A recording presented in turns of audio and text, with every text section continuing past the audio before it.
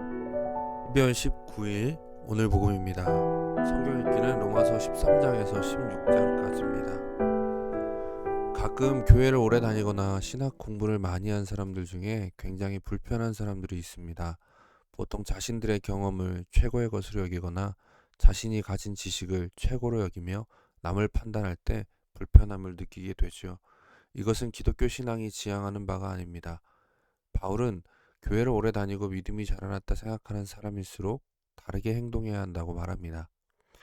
믿음이 연약한 자를 너희가 받되 그의 의견을 비판하지 말라. 어떤 사람은 모든 것을 먹을 만한 믿음이 있고 믿음이 연약한 자는 채소만 먹느니라.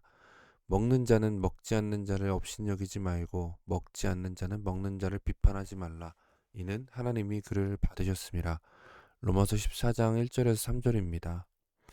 바울은 주로 헬라 문화권 사람들에게 복음을 전했습니다. 그들의 문화는 유대인들의 문화와 많이 달랐습니다. 그래서 유대 문화에서 자라 기독교인이 된 사람들과 헬라 문화권에서 자라 기독교인이 된 사람들 사이에 종종 갈등이 생기곤 하였습니다. 그중 하나가 고기를 먹는 문제였습니다. 당시 헬라 문화권에서는 대부분 시장에서 유통되는 고기는 이방신의 제사에 사용되었던 것들이었습니다. 어떤 사람들은 아무렇지 않게 고기를 먹었습니다. 어떤 사람들은 이방신의 제사에 드려졌던 고기이기에 먹을 수 없다고 하였습니다. 얼마든지 견해 차이가 있을 수 있는 것이죠. 그런데 문제는 견해의 차이를 넘어서 서로를 비판하고 비난하는 지경에 이르게 되었다는 것입니다. 이에 바울은 가장 근본적인 것을 점검하도록 합니다. 14장 14절부터 15절입니다. 내가 예수 안에서 알고 확신하노니 무엇이든지 스스로 속된 것이 없으되 다만 속되게 여기는 그 사람에게는 속되니라. 만일 음식으로 말미암아 내 형제가 근심하게 되면 이는 내가 사랑으로 행하지 아니함이라. 그리스도께서 대신하여 죽으신 형제를 내 음식으로 망하게 하지 말라. 바울은 모든 것보다 더 중요한 사랑에 대해서 말합니다. 이미 바울은 모든 계명이 내 이웃을 내 자신과 같이 사랑하라 하신 그 말씀 가운데 다 들었느니라고 말한 바가 있습니다. 하나님께서 우리에게 주신 믿음은 서로를 사랑함을 통해 나타나야지 자기 자신을 자랑하기 위한 것이 아니라는 것을 기억해야 합니다. 로마서 14장 17절에서 18절입니다. 하나님의 나라는 먹는 것과 마시는 것이 아니요 오직 성령 안에 있는 의와 평강과 희락이라. 이로써 그리스도를 섬기는 자는 하나님을 기쁘시게 하며 사람에게도 칭찬을 받느니라. 바울은 하나님의 나라는 먹는 것과 마시는 것이 아니요라고 말합니다. 이는 앞서 다룬 대로 서로의 문제를 지적하고 자기 자신의 지식과 믿음을 뽐내는 것이 아니라는 것을 말하는 것입니다. 하나님 나라는 사랑으로서 서로를 용납하고 섬기는 가운데 드러납니다. 사랑이신 하나님을 믿는 자들은 하나님을 닮아 사랑을 나누게 되는 것입니다. 바울은 사랑을 통해 그리스도를 섬기는 자는 하나님을 기쁘시게 하며 사람에게도 칭찬을 받는다고 말하였습니다. 구원받은 신자는 하나님께서 처음 창조하신 하나님의 형상으로 회복이 시작된 것입니다. 죄로 오염되지 않은 사랑으로만 충만한 그 상태로의 회복이 시작된 것이죠. 때문에 교회를 오래 다닐수록 점점 더 사랑이 많아지는 것이 바른 믿음으로 신앙생활을 하고 있다는 증거가 됩니다. 우리 자신의 모습을 점검해 보길 바랍니다. 어느 순간 믿음이 나의 자랑이 되어 있던 건 아닌지 돌아보길 바랍니다. 혹시 사람들이 나를 피한다면 우리 자신의 모습을 돌아보길 바랍니다. 기억하십시오.